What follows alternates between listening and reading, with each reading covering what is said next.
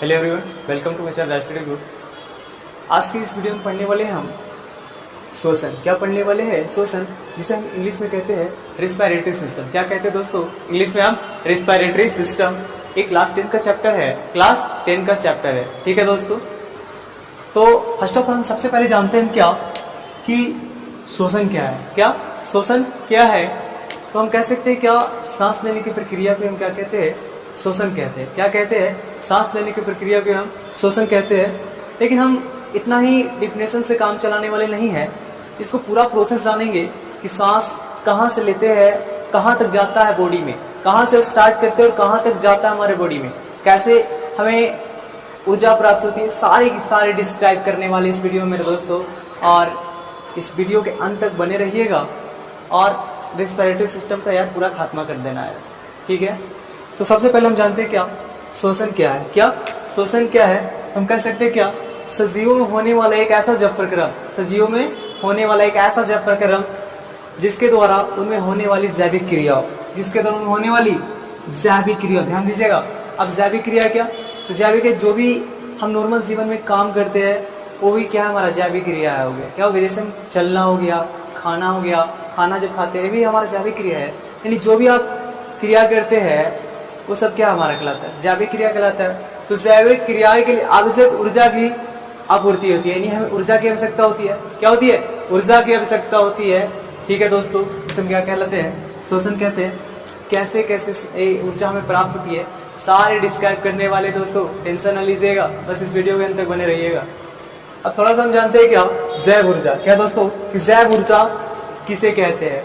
तो जैविक क्रियाओं को करने के लिए, जैविक क्रियाओं को करने के लिए हमें जिस ऊर्जा की आवश्यकता होती है उसी को हम क्या कहते हैं? जैव ऊर्जा कहते हैं। क्या कहते हैं दोस्तों? यानी जैविक क्रियाओं को करने के लिए जो सजीवों को आवश्यकता होती है उस ऊर्जा को हम क्या कहते हैं? जैव ऊर्जा कहते हैं। क्या कहते हैं? जैव ऊर्जा कहते हैं। अभी जैव ऊर्जा थोड़ा जानते हैं भाई साहब कि ये हमें ऊर्जा कैसे प्राप्त होती है। ठीक है, देखिएगा यहाँ पर फर्स्ट ऑफ ऑल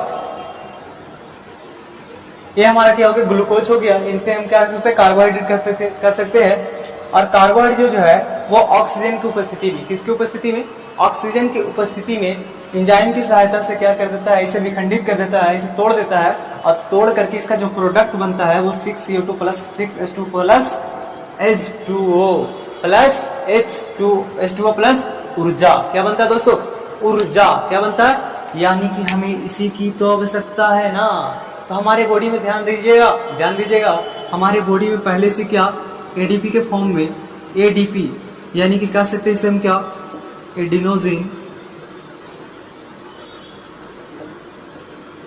डाइफॉस्फेट, क्या बोल सकते हैं? एडेनोसिन डाइफॉस्फेट हमारी बॉडी में पहले से ही प्रेजेंट होती है। ठीक है, और जब ये ऊर्जा इस प्रोसेस के द्वारा जब हमें ऊर्जा प्राप्त होती है तो देखिए यहाँ पर ध्यान से, पहले से एडीपी ए डाइफॉस्फेट, यानी कि क्या डबल फॉस्फोरस यहाँ पर प्रेजेंस है। और जब ऊर्जा हमें मिलती है तो क्या होती है कि एक फॉस्फोरस और हम इसमें ऐड हो जाती है। क्या हो जाती है? एक फॉस्फोरस और ऐड हो जाती है। तो यहाँ पर 3 फॉस्फोरस हो जाते हैं। तो इसी को हम क्या बोलेंगे? फिर हम एटीपी। क्या बोलेंगे? एटीपी। एटी दैट मीन्स, यानी कि बोल सकते हैं एडिनोसिन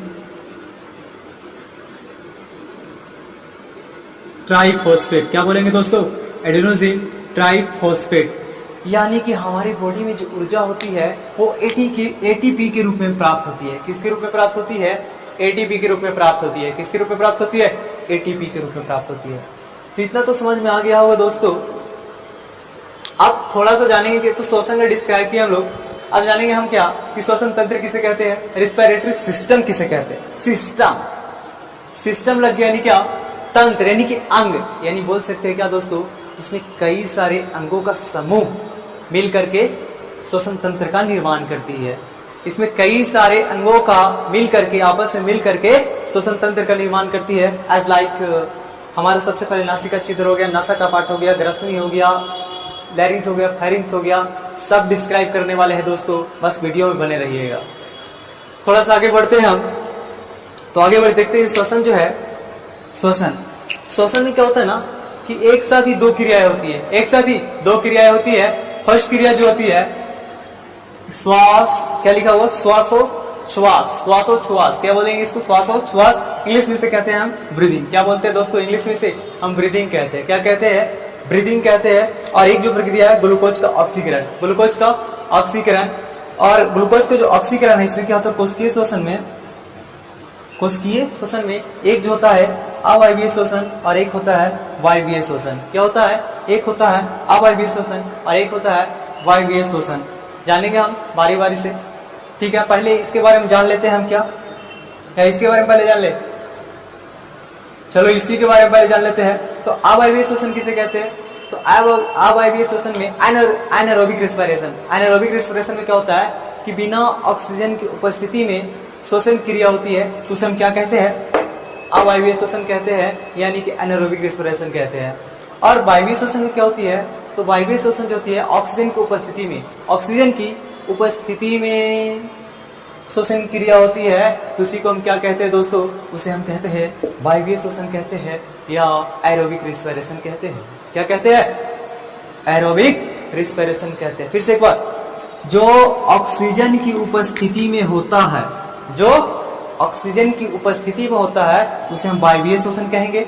और जो ऑक्सीजन के बिना अनुपस्थिति के, बिना उपस्थिति के होता है उसे हम क्या बोलेंगे, अवायवीय श्वसन कहेंगे, यानी कि एनारोबिक रेस्पिरेशन कहेंगे। समझ में आ गया दोस्तों, इतना तो इसके बारे में तो डिस्क्राइब कर लिया हम।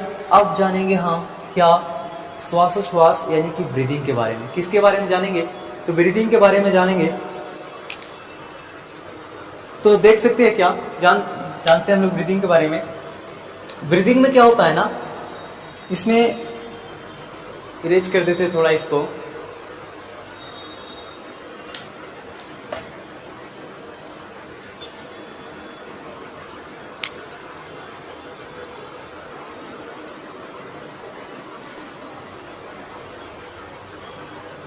देख सकते हैं। इतना नोट्स आप पहले कर लीजिए, ठीक है, या स्क्रीनशॉट ले लीजिए आप, ले लिए।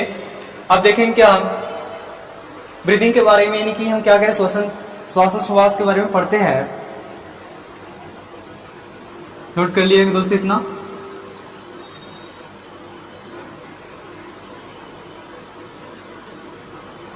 हाँ इतना ही हो जाएगा। देखेंगे तो ब्रीदिंग में क्या होता है ना, एक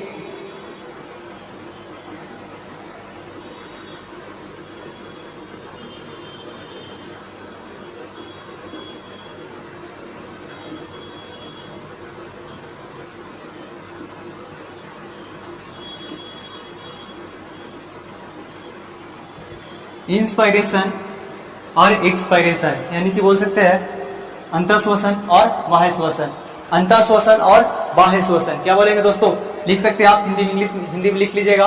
अंतःश्वसन और एक्सपायरेशन को हम कहेंगे क्या, बाह्य श्वसन। क्या कहेंगे दोस्तों, बाह्य श्वसन, और इसे हम क्या कहेंगे, अंतःश्वसन। अब जानते हैं हम क्या, कि हम लोग जो सांस लेते हैं वो अंदर कितना लेते हैं और बाहर कितना छोड़ते हैं, ठीक है। अंता,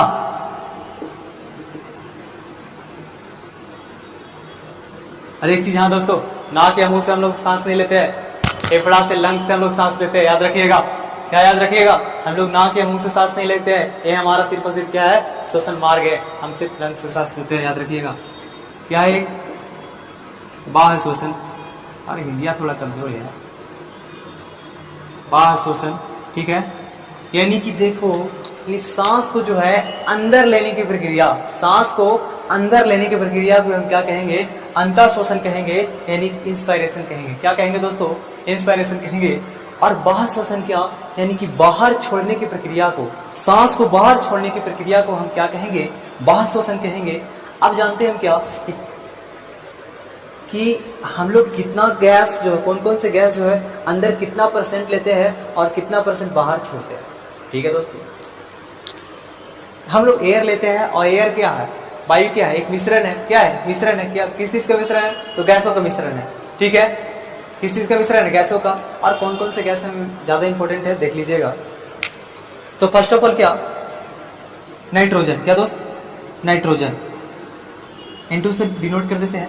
तो नाइट्रोजन जो है यार पूरा लिख देते हैं, कोई दिक्कत नहीं।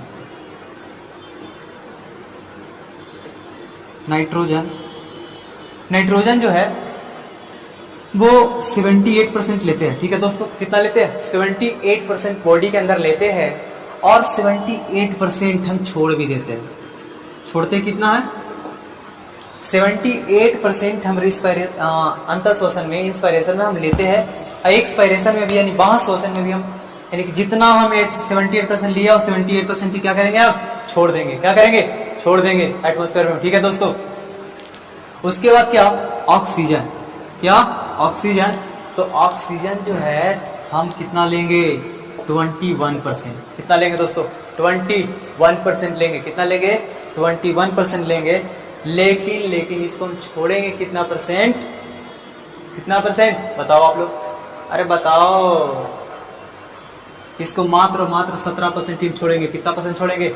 17%। बाकी का 4% क्या होगा? वीडियो में बने रहिए, आपको समझ में आ जाएगा। ठीक है दोस्तों, और हम क्या करते हैं? CO2। क्या? CO2 यानी कि कार्बन डाइऑक्साइड। कार्बन डाइऑक्साइड, जो कार्बन डाइऑक्साइड होती है वो हम कितना लेते हैं? तो 0.03% लेते हैं। कितना लेते हैं दोस्तों? 0.03% हम बॉडी के अंदर लेते हैं कार्बन डाइऑक्साइड, और इसे हम छोड़ते कितना है? तो हम इसे 4% छोड़ते हैं। ऐसे 4 पॉइंट समथिंग कुछ होता है, लेकिन आप याद रखिएगा 4% हम क्या कर देते हैं? छोड़ देते हैं। तो समझ में आया दोस्तों कितना श्वास लेते हैं और कितना छोड़ते हैं? ये पूरा क्लियर कर दिया मैंने। एक बार फिर से थोड़ा सा हम डिफाइन कर देते हैं। चलिए डिफाइन करते हैं। तो नाइट्रोजन जो हम अंतर श्वसन में क्या होता है, यानी कि वातावरण से जो हम सांस लेते हैं उसमें हम नाइट्रोजन जो है 78% यानी 78% हम लेते हैं, और बाहर श्वास फिर ले करके और उसको 78% ही हम छोड़ देते हैं। 78% ही क्या कर देते हैं? छोड़ देते हैं। उसके बाद ऑक्सीजन जो है वो 21% यानी कि 21% जो है उसको हम लेते हैं अंदर, और इसे हम 17% ही मात्र इसको हम वातावरण में, इसको बाहर यानी कि छोड़ते हैं। 17% ही छोड़ते हैं। बाकी का जो 4% है वो आगे देखिए समझ में आ जाएगा आपको। हम लोग क्या करते हैं कि CO2 जो कार्बन डाइऑक्साइड है वो 0.03% जो है वो सिर्फ लेते हैं, और छोड़ते कितना है? 4%। कितना? 4%। जो बाकी का ऑक्सीजन जो इधर हुआ मैनेज किधर हुआ? अब समझ में आया? हम लिए थे 0.03% और 4% छोड़ रहे हैं, यानी कि किससे मैनेज हो रहा है इसमें? इधर ऑक्सीजन वाला 4% वो इधर आ गया। समझा? ये बोल सकते हो 4% कहीं दे ले रहेगा, 4.6% या समथिंग कुछ दे देता है। ठीक है दोस्तों, इतना समझ में आ गया। अब हम जानेंगे कुछ क्या? श्वसन अंग के बारे में जानेंगे। क्या जानेंगे? श्वसन अंग के बारे में जानेंगे। क्या जानेंगे? श्वसन अंग के बारे में। यहां लिख दे रहे हैं श्वसन अंग। रेस्पिरेशन ऑर्गन के बारे में जानेंगे, जैसे कि मनुष्य या स्तनधारी। क्या बोलेंगे इसको? स्तनधारी। मेमेलिया वर्ग में क्या होता है ना कि हम लोग लंग से यानी कि फेफड़ा से सांस लेते हैं। किससे सांस लेते हैं? फेफड़ा से यानी लंग से सांस लेते हैं। किससे सांस लेते हैं दोस्तों? लंग से। किससे? लंग से। लंग्स। क्या बोलेंगे दोस्त? लंग से। और उसके बाद वही बोलते हैं हम जलीय जीव जो होते हैं, जलीय जीव वो क्या करते हैं? गिल्स। किससे सांस लेते हैं? गिल्स से। किससे सांस लेते हैं? गिल्स। जैसे मछली क्या है? मछली को आप देखिएगा साइड जैसे पंख के जैसा कुछ होता है समथिंग, उसी वही क्या है उसका? गिल्स। और उसी से वो क्या करता है? रिस्पिरेशन क्रिया करता है, सांस लेता है। और देखिएगा जैसे कीट हो गए, जो कीट होते हैं वो क्या करते हैं? जो कीट जो होते हैं वो तो वो ट्रैकिया से। किससे? ट्रैकिया से सांस लेते हैं। किससे सांस लेते हैं? ट्रैकिया से सांस लेते हैं। और देखते हैं कुछ जैसे कि हमारा हो गया क्या? जैसे हमारा हो गया आपका मेंढक हो गया। क्या हो गया? मेंढक हो गया। तो मेंढक यार उसका 2-3 अवस्था होती है, 2-3 स्टेज होती है। कितना स्टेज होती है? 2-3 स्टेज होती है। जैसे कि यार वो बचपन में, मतलब जब छोटा बच्चा रहता है वो, तो बच्चा जब रहता है वो तो मछली के आकार के जैसा होता है, छोटा रहता है। तो बिल्कुल ऑफ कोर्स जब वो बच्चा में रहेगा तो गिल्स की सहायता से, यानी कि बोल सकते हो उसके छोटा रहेगा, तो उसी से वो अपना सांस की श्वसन क्रिया करता है। ठीक है। अब हम जानते हैं क्या कि यदि मेंढक जो है वो भूमि पर रहेगा, कहाँ रहेगा, यानी भूमि पर, जमीन पर रहेगा। कहाँ रहेगा? जमीन पर रहेगा या तो पानी में रहेगा। कहाँ रहेगा? जमीन पर रहेगा या तो पानी में रहेगा। यानी बोल सकते हैं क्या, यानी कि मेंढक जो है वो भूमि पर रहेगा। कहाँ रहेगा? भूमि पर। तब वो सांस जो लेगा वो फेफड़ा से लेगा। किससे लेगा दोस्तों? फेफड़ा से लेगा, यानी लंग से लेगा। किससे लेगा? लंग से लेगा, यानी फेफड़ा से लेगा। यानी अब और जब कंडीशन बने कि भूमिगत यानी मेंढक जो है जब भूमि के नीचे रहे, जब भूमि के नीचे रहे, जमीन के नीचे रहे, मिट्टी में। कहाँ? मिट्टी में। हाँ दोस्तों, मेंढक मिट्टी में भी रहते हैं। कहाँ रहते हैं? मिट्टी में भी रहे हैं। तो मेंढक जब मिट्टी में रहे तो वहां सांस किस लेते हैं? तो वहां पर सांस जो है अपना स्किन से लेते हैं। किस चीज से लेते हैं? स्किन, या हिंदी में से बोलेंगे क्या, त्वचा से सांस लेते हैं। किससे सांस लेते हैं? त्वचा से सांस लेते हैं। समझ में आया मेरे दोस्त? अरे समझ में आया? अगर समझ में आया तो इतना नोट्स कर लीजिए आप। नेक्स्ट जल्दी नोट्स करिए, स्क्रीनशॉट ले लीजिए। आगे हम डिस्क्राइब करते हैं। आगे पूरा वीडियो में बने रहिए यार, कसम से कह रहे हैं। पूरा आपको रिस्पिरेशन सिस्टम एकदम समझ में आ जाएगा, एकदम मेरा गारंटी है एकदम पक्का। नोट कर लीजिए आप।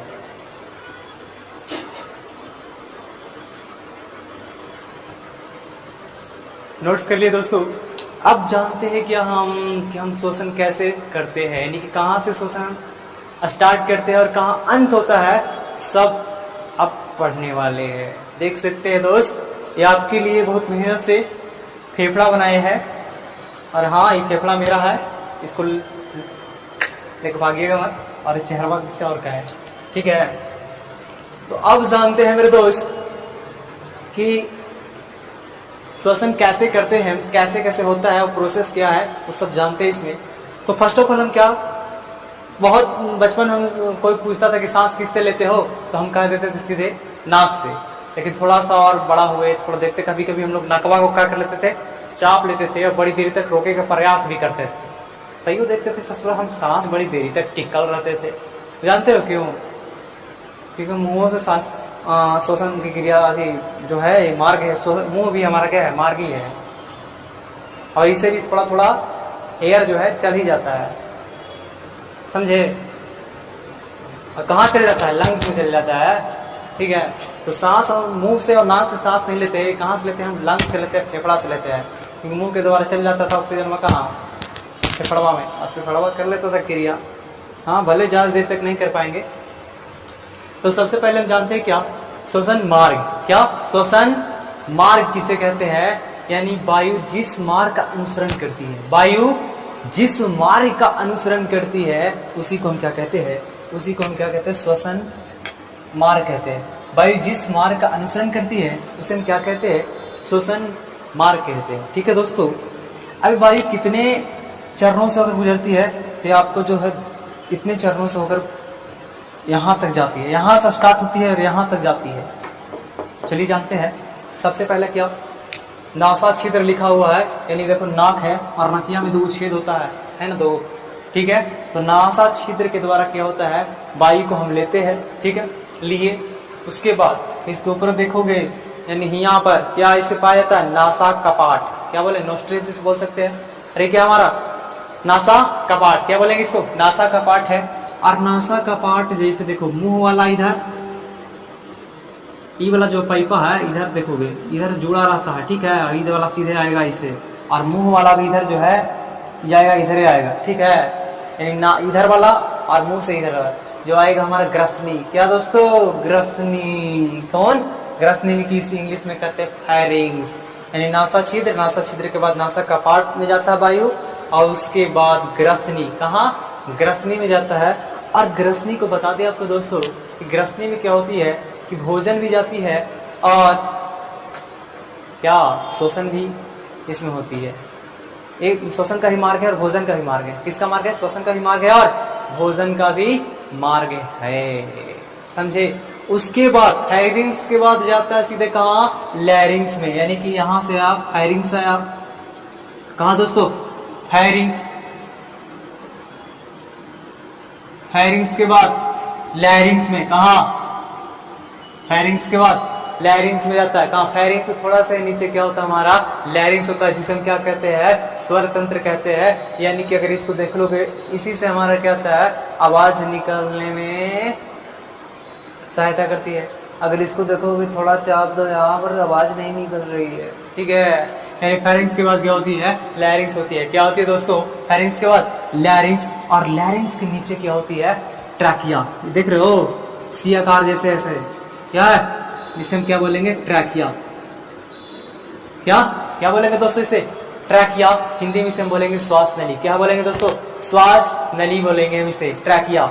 और ट्रैकिया के बारे में सब जितना पार्ट अभी लिख रहे हैं ना, सबको एक एक करके डिफाइन करेंगे। अब इसी प्रोसेस आ रहे कहाँ कहाँ से वायु जो है अनुसरण करती है, उसे मार्क कर रहे हैं। उसके बाद ट्रैकिया जो है आगे चल के दो पार्ट में डिवाइड होती है। आगे चल करके दो पार्ट में डिवाइड होती है, जिसे हम क्या कहते हैं? जिसे हम ब्रोंकाई कहते हैं। क्या कहते हैं दोस्तों? जिसे हम ब्रोंकाई कहते हैं। क्या कहते हैं? ये जो दो पार्ट में डिवाइड हो गया इधर और इधर, इसे हम क्या कहेंगे? ब्रोंकाई कहेंगे। क्या कहेंगे दोस्तों? ब्रोंकाई। क्या? ब्रोंकाई। इसे हम क्या कहेंगे? ब्रोंकाई कहेंगे। अरे जो ब्रोंकाई है, वो ब्रोंकाई में भी बहुत सारी क्या हो जाती है? शाखाएं बढ़ जाती है, बहुत सारे ब्रांचेस, बहुत सारे लाखों है हमारे बॉडी में ना, लाखों ब्रांचेस है दोस्तों। तो लाखों ब्रांचेस क्या होती है? बढ़ जाती है। और ये ब्रांचेस बढ़ जाती है, जिसे हम क्या कहते हैं? ब्रोंकाइलिस कहते हैं। क्या कहते हैं दोस्तों? जिसे हम क्या कहते हैं? ब्रोंकाइलिस कहते हैं। क्या कहते हैं? हिंदी में भी इंग्लिश में भी वही ब्रोंकाइलिस। क्या बोलेंगे दोस्तों? ब्रोंकाइलिस। क्या बोलेंगे? ब्रोंकाइलिस। यानी कि बोल सकते हैं जो जो है पार्ट ब्रोंकाई, ब्रोंकाई। क्या बोलेंगे? ब्रोंकाई। और ये जो शाखवा बटा, इसी को हम क्या कहेंगे? ब्रोंकाइलिस। ब्रोंकाइलिस। क्या बोलेंगे दोस्तों? ब्रोंकाइलिस। और ब्रोंकाइलिस में देखोगे तो गोल गोल गोल गोल गोल संरचना पाई जाती है। क्या पाई जा रही है? गोल गोल गोल संरचना पाई जा रही है, जिसे हम कहेंगे क्या दोस्तों? जिसे हम कहेंगे एल्वेली। क्या कहेंगे? जिसे हम कहेंगे एल्वेली। क्या कहेंगे दोस्तों? एल्वेली। समझे? यानी कि सांस यहाँ से स्टार्ट हुआ और सांस जो है फिर कहाँ गया? कहाँ गया? नासा छिद्र, नासा कपाट, नासा छिद्र, नासा कपाट। उसके बाद फेरिंग्स में गया। कहाँ गया? फेरिंग्स यानी कि ग्रासनी में गया। कहाँ गया? ग्रासनी में गया। और ग्रासनी के बाद जो है लैरिंग्स, यानी फेरिंग्स के बाद लैरिंग्स यानी कि स्वर तंत्र में गया। और स्वर तंत्र से नीचे हमारा थोड़ा सा ट्रैकिया यानी श्वास नली में गया। कहाँ गया? श्वास नली में गया। और आगे उसके जो है कहाँ? श्वास नली दो पार्ट में डिवाइड हो गया, ट्रैकिया, जिसे हम क्या कहते हैं? दो पार्ट में डिवाइड हुआ ना रे, और दो पार्ट में जो डिवाइड हुआ उसी को हम क्या कहते हैं? ब्रोंकाई कहते हैं। क्या कहते हैं दोस्तों? ब्रोंकाई कहते हैं। अब जो ब्रोंकाई है, ब्रोंकाई में कई सारी ब्रांचेस निकल जाते हैं, बहुत सारी शाखाएं निकल जाती है, जिसे हम क्या कहते हैं? जिसे हम ब्रोंकाइलिस कहते हैं। जिसे हम क्या कहते हैं? ब्रोंकाइलिस कहते हैं। क्या कहते हैं दोस्तों? ब्रोंकाइलिस कहते हैं। और देखोगे तो ब्रोंकाइलिस में गोल गोल संरचना पाई जाती है। क्या पाई जाती है? गोल गोल संरचना पाई जाती है, जिसे हम क्या नाम दिए? एल्वेली नाम दिए। तो सांस यहाँ आया, ब्रोंकाइलिस में गया, होते हुए कहाँ आ जाता है? ये जो गोल गोल है, इसमें एल्वेली क्या हो जाता है दोस्तों? एल्वेली में वायु यहाँ का क्या हो जाती है? भर जाती है। कोरोना हो जाता है ना, तो कोरोना सीधे क्या करता है ना? एल्वेलिया में कोरोना भर जाता है। क्या हो जाता है? एल्वेली में कोरोना भर जाता है। बहुत सारा ढेर सारा एल्वेली में क्षतिग्रस्त कर देती है। एल्वेली में तो क्या होता है? उस टाइम सांस लेने में दिक्कत होती है। सांस लेते ससुरा, सांस को अंदर जगह ही नहीं है यार, एल्वेली तो पहले से भरा है, तो सांस को ढकेल देगा, पूरा फफने लगेगा एकदम, ठीक है। तो कोरोना जिसको हुआ था, उसमें एल्वेली में क्या पहले से कोरोना अटैक कर दे रहा था, ठीक है, एल्वेली उसे नष्ट कर दे रहा था, तो यार मर जा रहा था। और क्या, कितना दिन तक वेंटिलेटर पे जिंदा रह गया, ठीक है। तो यहाँ गया। अब इसके बाद क्या होता है कि हमारा ब्लड, कहाँ दोस्तों? ब्लड, क्या ब्लड में भी पाया जाता है क्या? आरबीसी, और आरबीसी में पाया जाता है क्या? हीमोग्लोबिन। क्या पाया जाता है? Haemoglobin, haemoglobin. और हाँ, हीमोग्लोबिन के कारण ही हमारा रक्त है, हमारा जो ब्लड है वो लाल होता है, और हीमोग्लोबिन एक प्रकार का प्रोटीन भी है, ठीक है। अरे सिस्टम फाड़ देंगे यार, शांत रहो, ठीक है। तो यहाँ से क्या करता है? आरबीसी या रेड ब्लड सेल में जो हमारा क्या पाया जाता है? हीमोग्लोबिन पाया जाता है। क्या पाया जाता है? यानी कि हीमोग्लोबिन जो पाया जाता है वो क्या करता है कि हमारे पूरे बॉडी में पूरा सर्कुलेट कर देता है, यानी कि प्रसंचरण कर देता है, और जितने ही बॉडी के पार्ट्स होते हैं और जितने पार्ट्स में क्या होते हैं, सेल तक जाकर के क्या कर देता है? दे देता है। और सेल में भी कहाँ, माइटोकॉन्ड्रिया में, कहाँ, माइटोकॉन्ड्रिया में, माइटोकॉन्ड्रिया में जाकर दे देता है। और वहां से क्या होती है, कैसे, हाँ, कैसे कैसे ऊर्जा का फॉर्मेशन होता है, ग्लूकोज का निर्माण कैसे होती है, कार्बोहाइड्रेट का निर्माण कैसे होती है, हाँ इसमें बताएंगे अभी। कोशिका द्रव्य भी है, साइटोप्लाज्म है, माइटोकॉन्ड्रिया में कैसे होती है, कैसे 2 एटीपी बच जाता है, तो इसमें यूटिलाइज होता है, सब बताएंगे यार। अभी इसको क्या बोले आपको, अभी इसे मतलब ऊपर ऊपर बता दे रहे हैं आपको, और सभी को अभी डिस्क्राइब करने वाले हैं अभी हम, एक एक को अभी डिस्क्राइब करेंगे अभी हम, ठीक है। इतना नोट्स आप लोग कर लीजिए। अब उसके बाद हम लोग एक एक करके डिस्क्राइब करेंगे। सिस्टम यार दम पूरा, नाम है इसका क्या, रेस्पिरेटरी सिस्टम, और सिस्टम को हिला देना है भाई, ठीक है। कितना नोट्स करिए आप, उसके बाद पढ़ाते हैं। नोट्स कर लिए होंगे दोस्तों। और हाँ, एक चीज थोड़ा बताना भूल गए हैं, क्या, जैसे देखिए हमारे नीचे क्या होता है, डायफ्राम लगा होता है। फेफड़ा के नीचे क्या होता है दोस्तों, डायफ्राम। क्या लगा, वक्ष गुहा के नीचे और उदर गुहा के ऊपर क्या होता है, डायफ्राम होता है। क्या होता है दोस्तों, डायफ्राम, ठीक है। अरे छोड़ रहा था, डायफ्राम होता है। ये डायफ्राम क्या करता है, जब हम सांस लेते हैं तो डायफ्रामा नीचे चल जाता है, और जब हम सांस छोड़ते हैं तो डायफ्रामा एकदम ऊपर खड़ाक से मारेगा, एकदम फेफड़वा को बोलेगा सब ऑक्सीजन में बाहर फेंक देगा, सब जितना भी है एयर है क्या कर देता है, वायु बाहर फेंक देता है। यानी सांस लेने में और छोड़ने में कौन हमें हेल्प करती है, डायफ्राम। कौन, डायफ्राम। और एक चीज याद रखिएगा, जो गर्भवती महिला होती है, प्रेग्नेंट महिला होती है, उनकी जो मतलब कि सपोज करो कि यार मतलब जब प्रेग्नेंट होती है वो, तो उनके पेट में, स्टोमक में जब बच्चा का फॉर्मेशन होता है, निर्माण होने लगता है, तो क्या होता है ना कि उनके डायफ्राम मतलब अच्छा से काम नहीं करते हैं, डायफ्राम अच्छा से काम नहीं करते हैं। तो डायफ्राम काम नहीं करेंगे, उसमें क्या होती है ना, रिब्स होती है। क्या पाई जाती है, रिब्स होती है, रिब्स क्या पाई जाती है, रिब्स जो होती है, वो रिब्स जो है वो क्या होती है, फैलती है। क्या होती है दोस्तों, रिब्स फैलती है, और उसी की सहायता से मतलब कि सांस लेते हैं वो, ठीक है दोस्तों।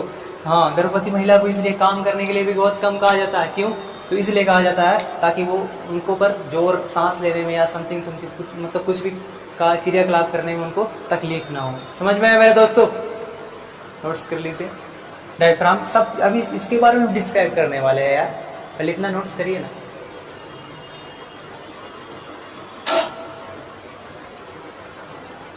नोट कर लिए होंगे। अब देखेंगे हम एक एक पार्ट को डिवाइड, एक एक पार्ट को डिस्क्राइब करने वाले हैं। चलो देखते हैं। पहला क्या है हमारा, नासा छिद्र। पहला हमारा क्या दोस्तों, नासा छिद्र। क्या है, नासा छिद्र, देख लो इधर।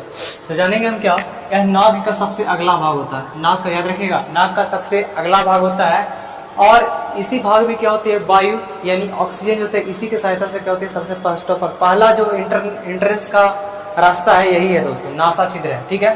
तो क्या है, नाक का अगला भाग होता है, और इसी भाग से वायु यानी ऑक्सीजन जो होता है अंदर जाती है। क्या होती है, अंदर जाती है। और नाक के थोड़ा सा देखोगे नीचे, तो मतलब अंदर तो बाल पाए जाते हैं। क्या पाए जाते हैं, बाल पाए जाते हैं। ये बाल क्या करते हैं, धूल कण को रोकते हैं। क्या करते हैं, धूल कण को रोकते हैं, ठीक है दोस्तों। यानी क्या, इसके अंदर बाल पाए जाते हैं जो धूल कण को रोकते हैं। क्या करते हैं, धूल कण को रोकते हैं, ठीक है।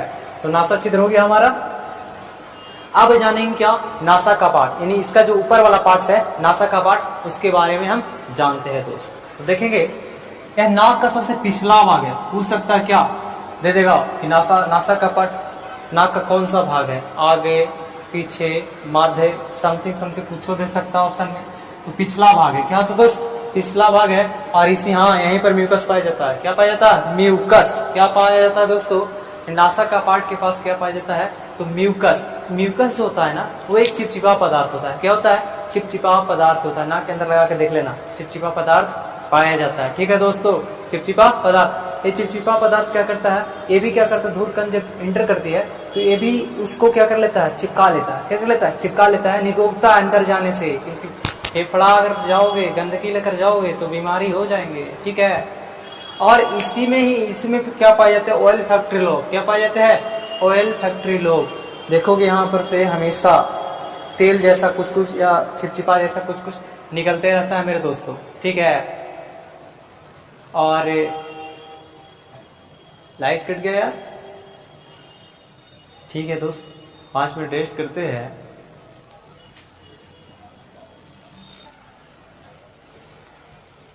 इतना लिखा हुआ, इतना डिस्क्राइब कर देते हैं। तो क्या बोले हम कि चिपचिपा पदार्थ होती है जिसे हम क्या कहते हैं, म्यूकस। ये म्यूकस इसी में पाया जाता है दोस्तों, चिपचिपा पदार्थ होता है। और नासिका कपाट के पास क्या होती है, ऑयल फैक्ट्री लोब होती है। क्या होती है, ऑयल फैक्ट्री लोब होती है, जो हमें क्या करती है, सुगंध का एहसास भी दिलाती है, सुगंध का एहसास भी दिलाती है। और हाँ, ऑयल फैक्ट्री लोब के कारण ही हमारे तेल जैसा भी निकलता है। और जो तेल जैसा निकलता है उसे हम सीबम कहते हैं। क्या कहते हैं, सीबम कहते हैं। क्या कहते हैं दोस्तों, उसे हम सीबम कहते हैं। ठीक है, उसे सीबम कहते हैं। तो नासा छिद्र पढ़ लिए, नासा कपाट पढ़ लिए। उसके बाद क्या पढ़ेंगे हम, ना ग्रसनी के बारे में। ग्रसनी यानी कि क्या, फायरिंग्स के बारे में। किसके बारे में, फायरिंग्स के बारे में जानते हैं। तो यह नासिका कपाट के नीचे, नासिका कपाट के नीचे और मुख गुहा के पीछे, नासिका कपाट के नीचे और मुख गुहा के पीछे, क्या, नासिका कपाट के नीचे और मुख गुहा के क्या, पीछे पाया जाता है। इस मार्ग से क्या होता है, भोजन भी जाता है और वायु भी जाता है। इस मार्ग से भोजन भी जाता है और वायु भी जाता है, दोनों जाता है दोस्तों। इस मार्ग से भोजन तथा वायु दोनों जाते हैं। ठीक है, तो दोनों क्या होते हैं, अलग अलग पाइप से जुड़े होते हैं दोस्तों। अगर दोनों एक साथ ही चले जाएंगे तो बहुत दिक्कत हो जाएंगे दोस्तों। जैसे ग्रसनी जो होती है ना, वो निगल द्वार के माध्यम से ग्रास नली से जुड़ा होता है। निगल द्वार के माध्यम से ग्रास नली से जुड़ा होता है और स्वर तंत्र के माध्यम से श्वास नली से जुड़ा होता है। कभी कभी हम खाना खाते हैं तो क्या होता है ना, अच्छा वो एपिग्लॉटिक्स के बारे में थोड़ा बताएंगे तब डिस्क्राइब कर देंगे। ठीक है, इतना देख नोट्स कर लीजिए, आगे हम डिस्क्राइब करते हैं। ठीक है दोस्त, नोट्स कर लीजिए।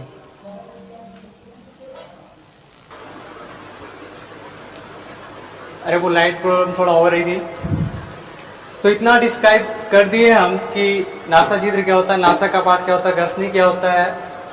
आप लोग को विश्वास है हमें कि आप लोगों को समझ में आ गया होगा। इतना नोट्स करिए, उसके बाद हम आगे बताते हैं। ठीक है,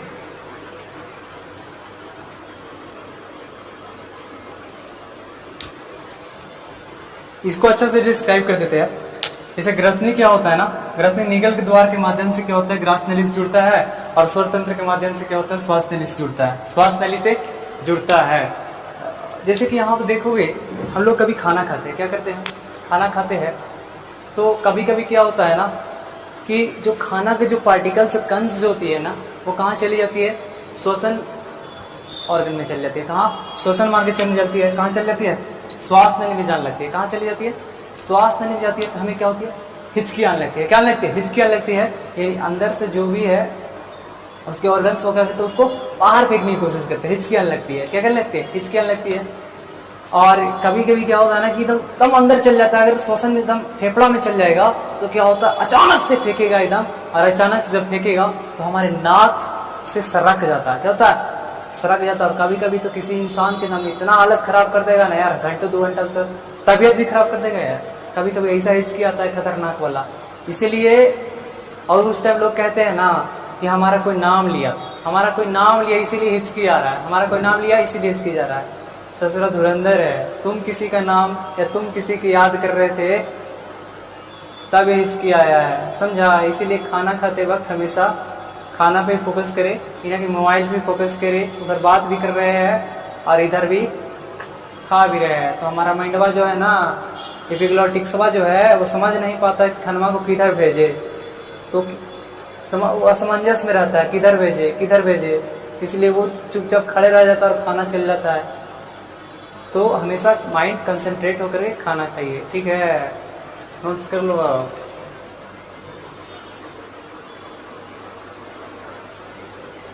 अब हम पढ़ने वाले हैं क्या, स्वर तंत्र के बारे में। किसके बारे में पढ़ेंगे दोस्त, स्वर तंत्र के बारे में, यानी लैरिंग्स के बारे में। किसके बारे में पढ़ने वाले हैं, लैरिंग्स के बारे में बात करनी है यार। तो जानते हैं हम लैरिंग्स के बारे में, तो यह क्या होती है ना, ग्रसनी के नीचे पाया जाता है। कहाँ पाया जाता है, ग्रसनी के नीचे। कहाँ दोस्तों, ग्रसनी के नीचे पाया जाता है, ग्रसनी के थोड़ा सा नीचे पाया जाता है। और क्या करती है कि ये आवाज निकालने में मदद करती है। क्या करती है, आवाज निकालने में मदद करती है। जैसे यहाँ देखो, ये ग्रसनी, अगर वॉइस बॉक्स में हम चाप देते हैं, आवाज हमारी क्लियर नहीं आ पाएगी। ठीक है, अरे यार, तो मतलब कि क्या होता है ना, आवाज क्लियर नहीं आ पाती है। तो क्या करती है, आवाज निकालने में क्या होती है, हमारी सहायक होती है। इसलिए हम इसे क्या कहते हैं, वॉइस बॉक्स कहते हैं। क्या कहते हैं दोस्तों, इसीलिए इसे हम, और आवाज निकालने में सहायक होती है, इसलिए हम इसे वॉइस बॉक्स कहते हैं। क्या कहते हैं दोस्तों? वॉइस बॉक्स कहते हैं। और एक बात याद रखिएगा, कभी कभी क्वेश्चन में पूछ दिया जाता है कि पक्षियों में जो है आवाज जो है निकालने में कौन सा एक है, तो उसके लिए कौन? सैरिंग्स। हम लोग में लैरिंग्स, हम लोग में सैरिंग्स। यानी क्या? पक्षियों में वॉइस बॉक्स का काम कौन करता है? सैरिंग्स करता है। यानी पक्षी जो आवाज निकालते हैं वो किसके हेल्प से करते हैं? सैरिंग्स के हेल्प से। ठीक है दोस्तों, अब हम जानते हैं क्या स्वर तंत्र पर एक कपास पाया जाता है। क्या पाया जाता है? एक स्वर तंत्र पर कपास पाया जाता है जिसे हम एपिग्लॉटिस कहते हैं। क्या कहते हैं? जिसे हम एपिग्लॉटिस कहते हैं। क्या कहते हैं दोस्तों? जिसे हम एपिग्लॉटिस कहते हैं। जब हम कुछ खाते हैं तो एपिग्लॉटिस क्या हो जाती है? बंद हो जाता है और भोजन श्वास नली में ना जाकर कहाँ जाती है? ग्रास नली में जाती है। और ग्रास नली में जाती है और उसके बाद स्टोमक में चल जाती है। अरे ये सब चैप्टर डाइजेस्टिव सिस्टम का पार्ट्स है। और जब एपिग्लॉटिस कभी कभी खुला रह जाता है, क्या हो जाता है? खुला रह जाता है, तो हमें हिचकियाँ लगता है। अब खुला क्यों रह जाता है? तो खुला रहने का रीजन है भाई, ऐसे थोड़ी खुला रह जाएगा। जैसे एपिग्लॉटिस होता है उसका नियंत्रण मेडुला ऑब्लोंगेटा करता है। उसका नियंत्रण कौन करता है? Medulla oblongata. अब क्या होती है ना कि जैसे हम खाना खाए और कुछ और सोच रहे हैं या किसी को ऐसे याद कर रहे हैं, किसी को याद कर रहे हैं या मूवी देख रहे हैं, मोबाइल देख रहे हैं, कुछ भी चला रहे हैं, तो हमारा माइंड जो है वो भूल जाता है कि हम खाना भी खा रहे हैं। यानी आपका फोकस कहीं और चल जाएगा। और जब फोकस आपका चल जाएगा तो एपिग्लॉटिस नियंत्रण नहीं कर पाता, इधर उधर असमंजस में यहीं पर आ जाता है और भोजन ग्रास नली में न जाकर के श्वास नली में चल जाता है, जिसके कारण क्या होता है? हिचकी आने लगती है। ठीक है, पहले भी बता दिया। ठीक है दोस्त, समझ में आ गया आप लोग?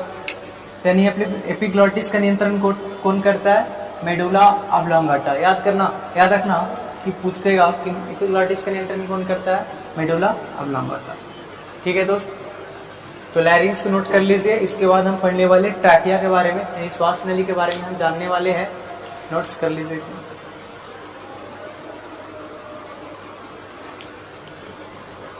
अब हम पढ़ने वाले हैं क्या? श्वास नली के बारे में। किसके बारे में? श्वास नली के बारे में, यानी कि ट्रैकिया के बारे में। किसके बारे में दोस्तों? ट्रैकिया के बारे में। तो चलिए हम स्टार्ट करते हैं। इसके पहले ही इसका पूरा इन्फॉर्मेशन बता चुके हैं, अब लिखवा दे रहे हैं इसको। ठीक है, थोड़ा जल्दी जल्दी करते हैं। अब ट्रैकिया देखिए, इसके द्वारा क्या होती है ना, वायु फेफड़े के अंदर तक जाती है। इसके द्वारा ये भी एक प्रकार का क्या है? मार्ग ही है, एक प्रकार का एक रास्ता ही है। ठीक है, तो इसके द्वारा वायु क्या होता है? फेफड़े के अंदर तक जाता है। और ट्रैकिया के बाहर ना, ट्रैकिया के बाहर एक कार्टिलेज नामक परत से क्या होता है? इसको सुरक्षा प्रदान करता है। क्या करता है? सुरक्षा प्रदान करता है। और कौन सा कार्टिलेज होता है यहाँ पर? उसका नाम है हाइलिन कार्टिलेज। तो हाइलिन कार्टिलेज जो होता है वो ट्रैकिया को सुरक्षा प्रदान करता है। ठीक है दोस्तों, इसके द्वारा वायु फेफड़े के अंदर से जाता है। और ट्रैकिया के बाहर एक कार्टिलेज का सुरक्षा परत होता है। क्या होता है? परत होता है, जिसे हम क्या कहते हैं?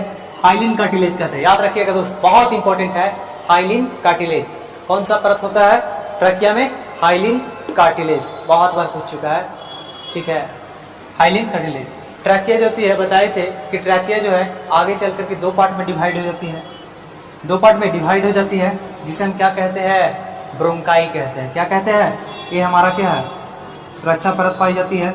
सी आकार का है ना ट्रैकिया, तो इसी को सुरक्षा परत होती है, जिसे हम क्या कहते हैं? हाइलिन कार्टिलेज कहते हैं। क्या कहते हैं? हाइलिन कार्टिलेज कहते हैं। और आगे चल के दो पार्ट में डिवाइड होती है, जिसे हम ब्रोंकाई कहते हैं। क्या कहते हैं दोस्त? ब्रोंकाई कहते हैं। अब जो ब्रोंकाई है, ब्रोंकाई में बहुत सारे ब्रांचेस निकाले थे, उसमें देखे थे ना, बहुत छोड़ो ना, कैसे भी निकाल दो, ब्रांचेस निकाले थे। अब ब्रांचेस निकाले, जिसे हम नाम दिए थे क्या? ब्रोंक्यूलेस, ब्रोंकाइलेस। क्या नाम दिए थे? ब्रोंकाइलेस। शाखा क्या क्या? ब्रोंकाइलेस। और ब्रोंकाइलेस में गोल गोल संरचना पाई जाती है, जिसे हम क्या कहते थे? अल्वेली कहते थे। वायु कोष्ठक यानी कि अल्वेली कहते थे। अल्वेली अब नेक्स्ट यानी कि अब बनते हैं। तो क्या बोले हम?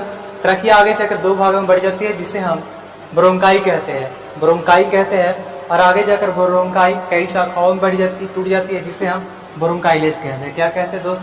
ब्रोंकाइलेस कहते हैं। इतना नोट करिए। अब हम जानेंगे अल्वेली किसे कहते हैं। ठीक है,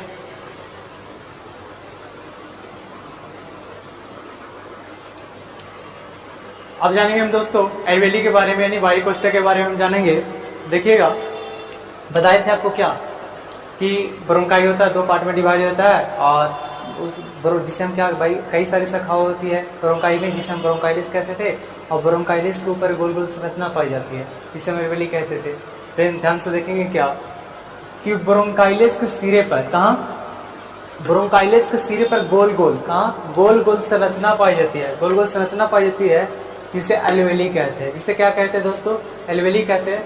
पहले भी हम डिस्क्राइब कर चुके हैं, ठीक है। हाँ थोड़ा जल्दी जल्दी समझा दे रहे हैं, ठीक है।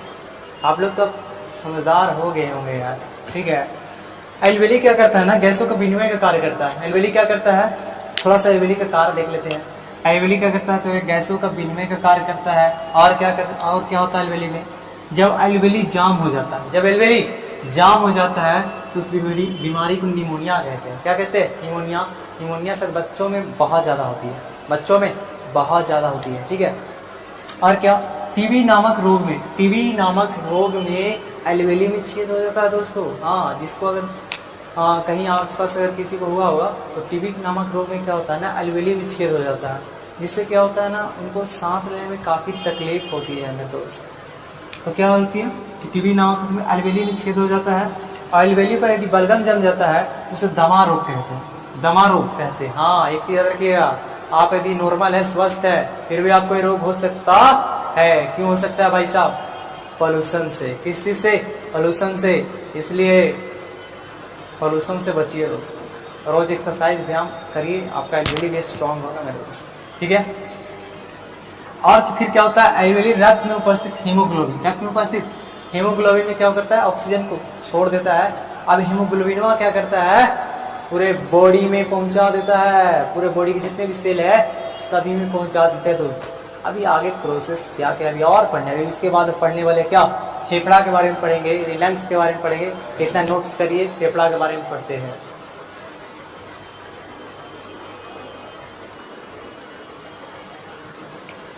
आप जानते हैं हम क्या, फेफड़ा के बारे में, किसके बारे में, फेफड़ा के बारे में, यानी कि इंग्लिश में से कहते हैं लंग्स। क्या कहते हैं दोस्तों, इसे लंग्स कहते हैं। क्या कहते हैं, लंग्स कहते हैं।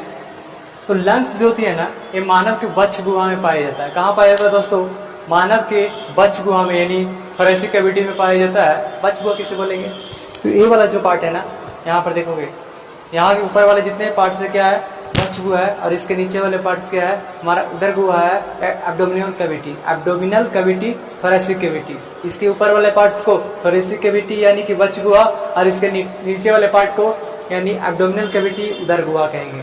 तो ये जो हमारा लंग्स है यानी फेफड़ा जो है, कहाँ पाया जाता है दोस्तों, तो ये हमारा पाया जाता है थोरेसिक कैविटी में, यानी कि वक्ष गुहा में। कहाँ पाया जाता है, वक्ष गुहा में। तो याद रखिएगा, ये फेफड़ा जो है वक्ष गुहा में पाया जाता है। और ये जो फेफड़ा है, ये मानव का मुख्य श्वसन अंग है। पहले ही बताए थे कि जो मानव जो है, या जितने भी स्तनधारी है, वो सभी के सभी जो है वो फेफड़ा से सांस लेते हैं। किससे सांस लेते हैं, फेफड़ा से। नाक से और मुंह से सांस नहीं लेते हैं। ये सिर्फ और सिर्फ हमारा श्वसन मार्ग है। क्या है हमारा, नाक और मुंह जो है वो सिर्फ और सिर्फ क्या हमारा श्वसन मार्ग है। सांस किससे लेते हैं हम, फेफड़ा से लेते हैं। सब प्रोसेस समझा दिए, ठीक है। अब जानेंगे क्या, तो समझा दिए कि वक्ष गुहा में पाया जाता है, और मानव का मुख्य श्वसन अंग है। और बताए कि इसकी संख्या कितनी होती है, तो हमारे फेफड़ा जो है 2 पाई जाती है। कितनी पाई जाती है दोस्तों, 2 होती है। और हाँ, दाहिना वाला जो फेफड़ा होती है, राइट साइड का जो फेफड़ा होती है, वो थोड़ा आकार में बड़ा होती है। कैसी होती है, आकार में बड़ा होती है। और जो फेफड़ा जो है, ये प्लूरल मेम्ब्रेन के द्वारा ढका होता है, प्लूरल मेम्ब्रेन के द्वारा ढका होता है, इसको सुरक्षा प्रदान करता है, ठीक है मेरे दोस्त। यानी दाहिना वाला फेफड़ा थोड़ा बड़ा होता है, और फेफड़ा प्लूरल मेम्ब्रेन के द्वारा ढका होता है, ठीक है। याद रखिएगा, बहुत बार पूछ जा चुका है कि फेफड़ा किसके द्वारा ढका होता है, तो प्लूरल मेम्ब्रेन के द्वारा, प्लूरल मेम्ब्रेन के द्वारा ढका होता है, ठीक है। अब जानते हैं, जैसे फेफड़ा रक्त में ऑक्सीजन मिला देती है, फेफड़ा रक्त में ऑक्सीजन मिला देती है, जिसे रक्त का शुद्धिकरण कहते हैं। अर्थात रक्त का शुद्धिकरण फेफड़ा में होता है, अर्थात रक्त का शुद्धिकरण फेफड़ा में होता है। जैसे देखिए क्या होता है ना, कि हम सांस लेते हैं, कहाँ लेते हैं, सांस लेते हैं, तो फेफड़ा में सब यानी एल्वेली में क्या होता है, स्टोर होती है, एल्वेली में स्टोर होती है। तो हम ऑक्सीजन को क्या होता है, संग्रहित होती है। तो वहाँ से हीमोग्लोबिन जब आती है, तो सब उसी को क्या कहते हैं, ब्लड में O2 छोड़ देता है, ब्लड में O2 छोड़ देता है। तो क्या ऑक्सीजन रहित या ऑक्सीजन सहित ऑक्सीजन सहित, यानी ऑक्सीजन सहित रहता है वो ब्लड और पूरे बॉडी में ऑक्सीजन के साथ जाता है ब्लड, तो उसे हम रक्त का शुद्धिकरण कहेंगे, यानी कि शुद्ध रक्त कहेंगे। क्या कहेंगे? शुद्ध रक्त कहेंगे, शुद्ध रक्त जाता है, ठीक है। और सब पूरा बॉडी के जब सेल तक पहुंचा देता है, हर एक सेल तक पहुंचा देता है। अब जैसे सर्कुलेशन हुआ, प्रसंचरण हुआ रक्त का, तो क्या सिर्फ वो जाएगा? नहीं, आता भी है। क्या आता भी है? तो रक्त फिर से वो आएगा कहाँ? फेफड़ा के पास। तो फिर से आएगा वो, आपकी क्या करेगा कि कार्बन डाइऑक्साइड को लेकर आएगा। इधर से तो ऑक्सीजन लेके गया था ना, उधर से जब आएगा तो जिसके जो सेल के पास जो होंगे वो कार्बन डाइऑक्साइड वो लेकर आएगा उधर से, और तब उसे हम कहेंगे अशुद्ध रक्त। क्या? अशुद्ध रक्त, यानी कि ब्लड में CO2 जब मिक्स हो जाएगा तो उसे अशुद्ध रक्त, और जब ऑक्सीजन मिक्स हो जाएगा तो उसे हम शुद्ध रक्त कहेंगे। अरे समझ में आया? बोलो हाँ। नोट्स कर लो इतना। अब पढ़ते हैं कुछ स्पेशल। नोट्स करो।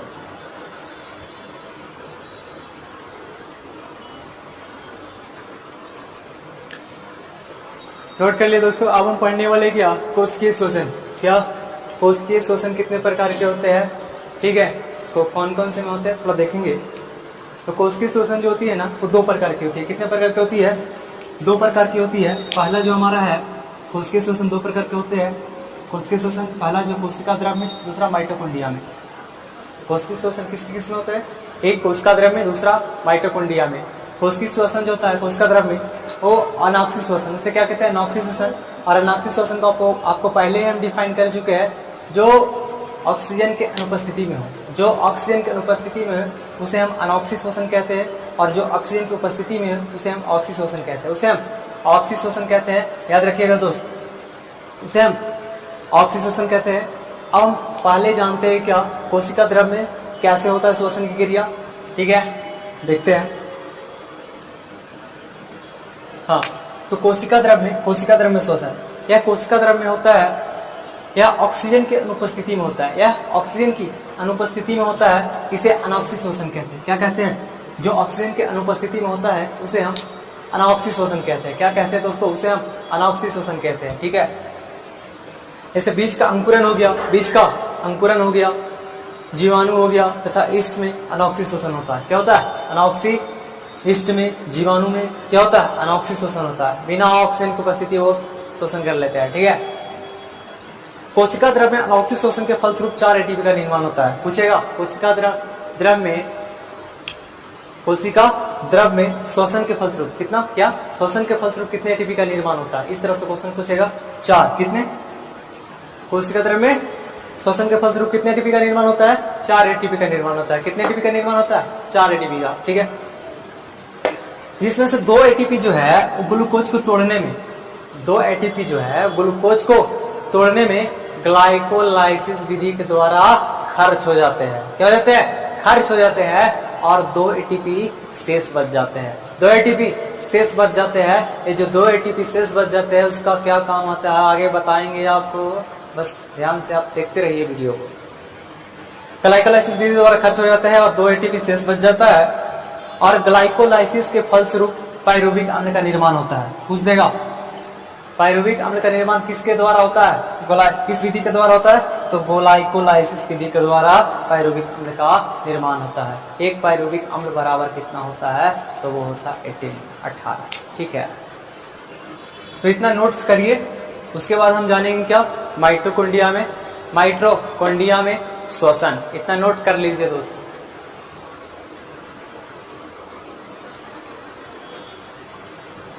नोट कर लिया दोस्त। उसमें 2 एटीपी शेष बच गए थे और पायरुविक अम्ल का निर्माण हुआ था। अब जानेंगे हम उसका यूज कैसे होता है, ठीक है। तो पढ़ेंगे अब क्या? माइटोकॉन्ड्रिया में श्वसन। किसमें श्वसन? माइटोकॉन्ड्रिया में श्वसन, ठीक है दोस्तों। तो जो माइटोकॉन्ड्रिया में होता है, कहाँ होता है? माइटोकॉन्ड्रिया में होता है, और इसे ऑक्सी श्वसन कहते हैं। क्या कहते हैं? इसे ऑक्सी श्वसन कहते हैं, क्योंकि यह ऑक्सीजन की उपस्थिति में होता है। इसे ऑक्सी श्वसन कहते हैं क्योंकि यह ऑक्सीजन की प्रेजेंस में होता है, ऑक्सीजन की उपस्थिति में होता है, ठीक है दोस्तों। और माइटोकॉन्ड्रिया में होने वाले चक्र को हम क्रेब्स चक्र कहते हैं। क्या कहते हैं? बहुत इंपॉर्टेंट है। माइटोकॉन्ड्रिया में होने वाले चक्रों को क्या कहते हैं? तो उसे हम क्रेब्स चक्र कहते हैं। क्या कहते हैं? क्रेब्स चक्र कहते हैं, क्योंकि इसकी खोज क्रेब्स नामक वैज्ञानिक ने, क्रेब्स नामक वैज्ञानिक ने, याद रखिएगा, उस जगह क्रेब्स चक्र खोज किसने किया? क्रेब्स ने। किसने? क्रेब्स नामक वैज्ञानिक ने ही किया था। ठीक है, ठीक है दोस्त, आगे देखते हैं, आगे की प्रक्रिया देखते हैं, ध्यान समझिएगा, थोड़ा डिफिकल्ट टॉपिक है, ध्यान समझिएगा।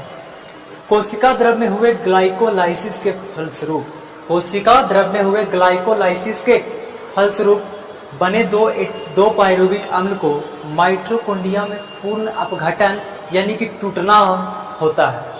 उसमें टूटता नहीं है कोशिका द्रव में, उसमें सिर्फ निर्माण होता है, जबकि माइटोकॉन्ड्रिया में क्या होता है? उसका टूटना होता है। ठीक है, एक पायरुविक अम्ल में अपघटन से 18 एटीपी का निर्माण होता है दोस्तों।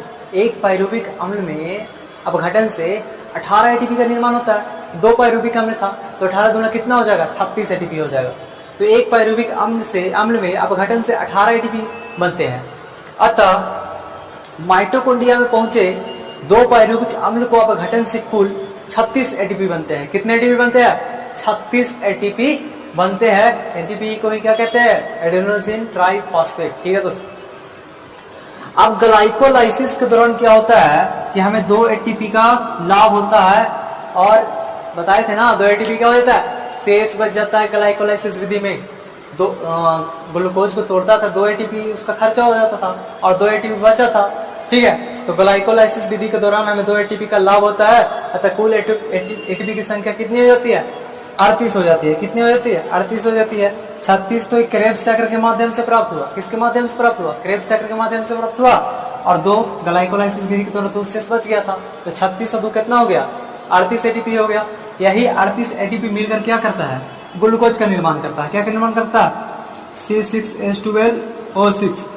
यही क्या निर्माण करता है?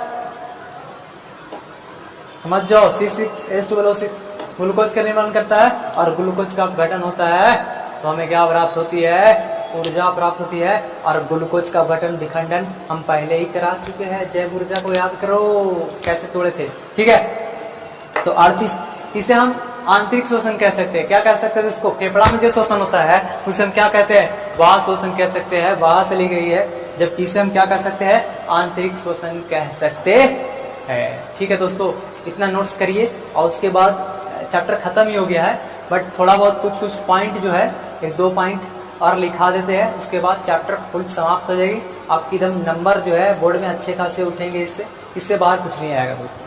ठीक है, नोट्स कर लीजिए।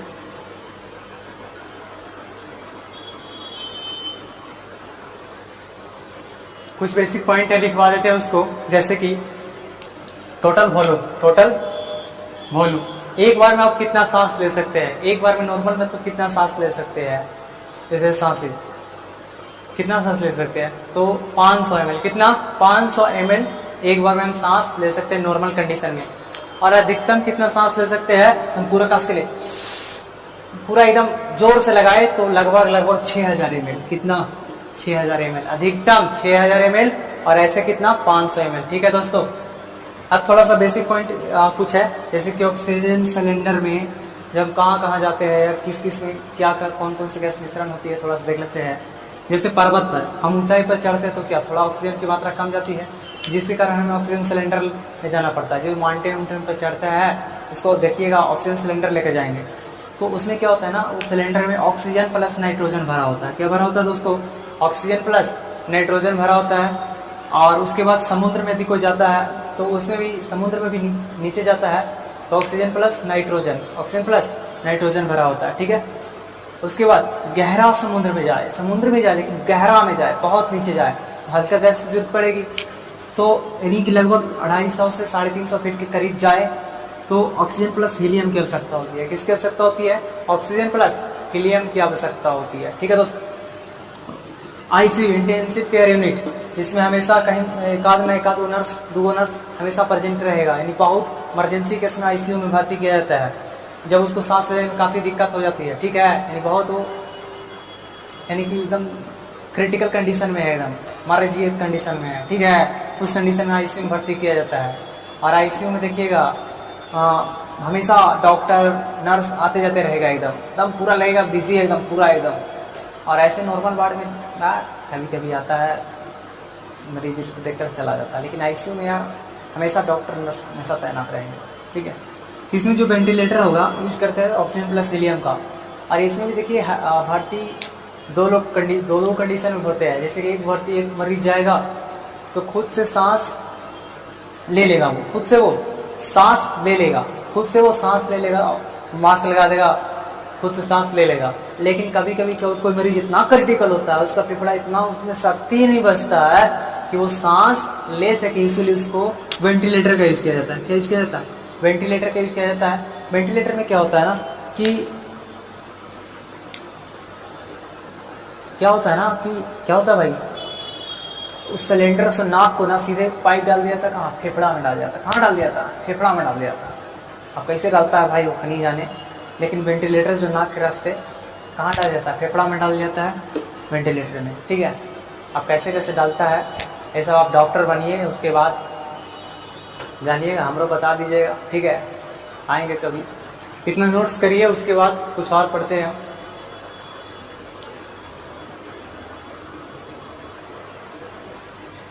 चलिए दोस्तों, आप पढ़ते हैं क्या? पौधों में श्वसन। किसमें श्वसन? पौधों में श्वसन, रिस्पिरेशन इन प्लांट। पौधों में श्वसन कैसे होता है, किसके द्वारा होता है, थोड़ा सा इसके बारे में भी जान लेते हैं मेरे दोस्त। तो चलिए जानते हैं हम पौधों में श्वसन की प्रक्रिया। दिन में वो CO2 लेते हैं। क्या करते हैं वो? दिन में वो CO2 ग्रहण करते हैं। CO2 लेता है दिन में, कब? दिन में। और रात में CO2 को छोड़ता है, रात में CO2 को छोड़ता है। याद रखना एक पॉइंट है कि दिन में CO2 को लेता है और रात में CO2 को छोड़ देता है पेड़ पौधे। ठीक है, श्वसन की क्रिया पत्तियों में उपस्थित रंध्र, पत्तियों में उपस्थित रंध्र, क्या?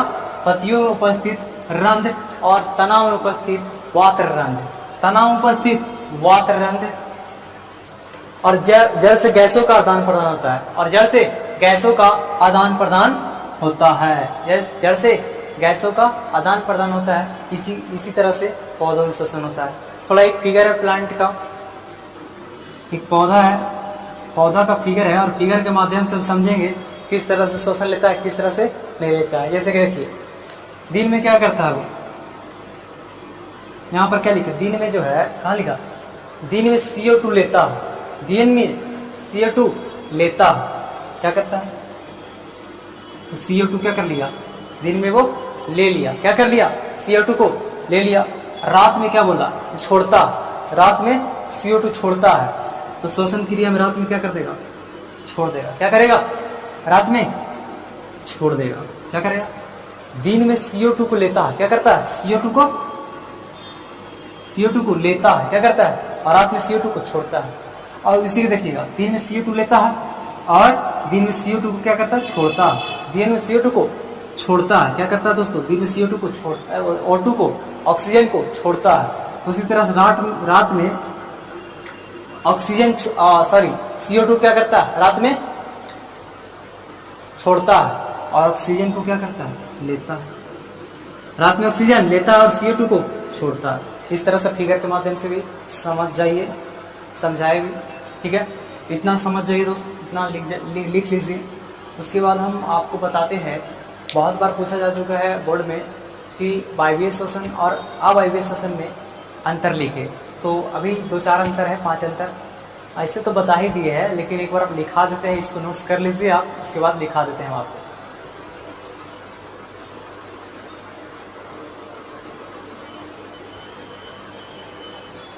चलिए दोस्तों, पढ़ते हैं क्या? अवायवीय श्वसन और वायवीय श्वसन में अंतर 2 नंबर में आपका पूछा जाता है दोस्तों, बहुत इंपॉर्टेंट है, याद रखिएगा। जैसे क्या, इधर लिख लिया वायवीय श्वसन, इधर लिख लिया वायवीय श्वसन, यानी कि इधर इसे इंग्लिश में कहते हैं एनारोबिक रिस्पिरेशन, इसे हम कहते हैं एरोबिक रिस्पिरेशन। ठीक है दोस्तों, बीच में से कॉलम दे दिए।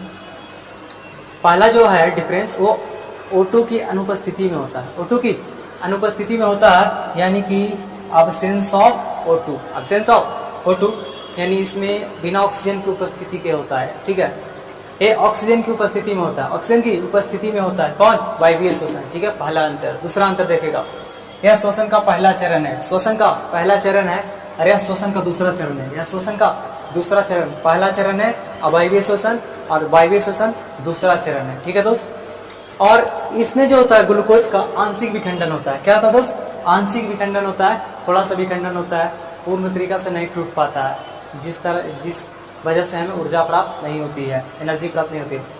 ग्लूकोज का पूर्ण विखंडन होता है। जब पूर्ण विखंडन होता है तो क्या होती है, ऊर्जा का निर्माण होता है, और ऊर्जा का निर्माण होता है उसी की बदौलत अभी हम पढ़ा रहे हैं, ठीक है, ऊर्जा है तभी। उसके बाद यह जो होती है वो कोशिका द्रव में होती है। कहाँ होती है, कोशिका द्रव में होती है। कहाँ होती है, यानी अवायवीय श्वसन जो होती है कोशिका द्रव में होती है, और वायवीय श्वसन जो है वो माइटोकॉन्ड्रिया में होती है। कहाँ होती है दोस्तों, माइटोकॉन्ड्रिया में होती है। तो प्रोसेस कैसे कैसे होती है पहले हम समझा चुके हैं।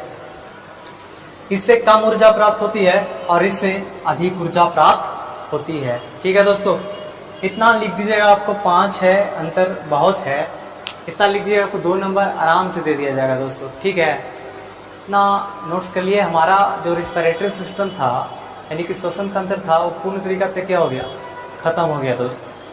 बहुत बहुत धन्यवाद लास्ट तक जुड़ने के लिए।